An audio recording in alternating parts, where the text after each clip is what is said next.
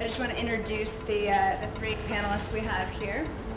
On my right, all the way at the end, we have Alan Chochinov, who is the editor-in-chief of Core 77, which is an industrial design super site.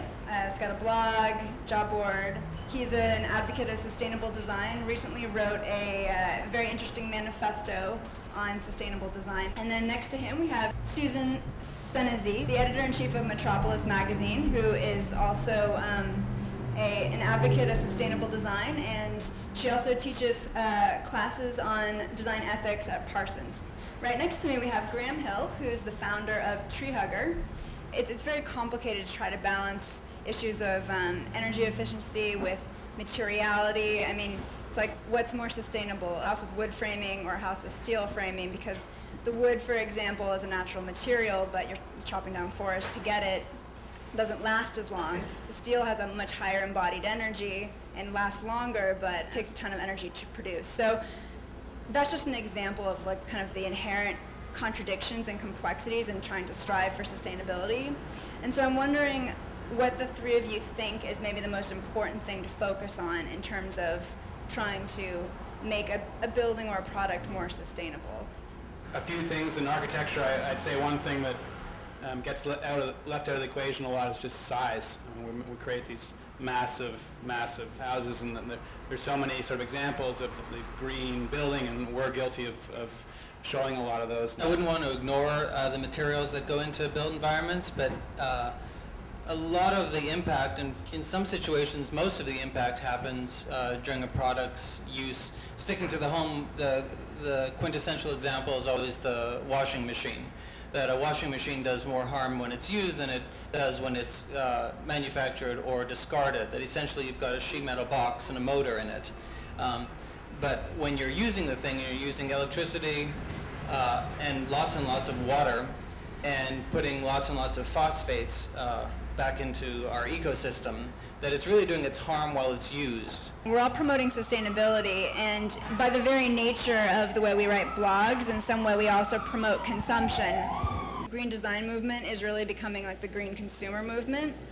And how is promoting, for example, like hybrid cars and sustainable products really doing very much to promote sustainability when really we should be probably trying to do something to get people to just buy less? This is something that will require a lot of shifting of our ideas about who we are, what we want, how we want to live, what we want to buy, what we live with, what identifies us as the human beings that we are. Is it our possessions, or is it our knowledge, ourselves, our connections? How do we think about ourselves? It's a real re-evaluation of the world around us. If we acknowledge that people are going to buy things, which I think is pretty realistic, then they should be voting with their dollars and buying better things and supporting that. And once we start to support that, it becomes a criterion, and whether it's fair trade or whether it's green, it starts to move things in that direction. And so ideally we can also paint a future where people also think about living with less and focus on smaller houses and not buying that extra hybrid, but getting rid of the SUV, etc. But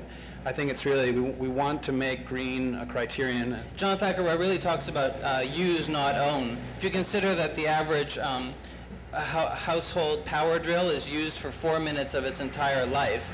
So if you drill a hole, right, let's say 3 seconds, and you drill several hundred of those, you're going to get to 4 minutes, right?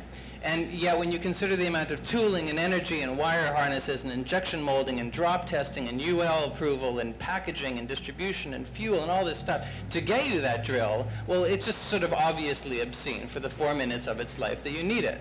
So his point is that you don't need to own a drill, you just need to have one when you need one. Right? And that if we can make sort of a distribution system using some of the tools that the internet have brought us, social networking, database management, so that we can find a drill when we need one, well then we can get our precious hole. The first thing we have to do is just recognize that we have a huge role in this and that we have to stop. We have to say no. And the thing that I've been saying recently to design firms and to design firm business leaders is, if you're so smart, maybe you're smart enough to figure this out. And so if you get hired by P&G to design X number of things or an object, that you are actually clever enough to do it in a way that is low impact or no impact.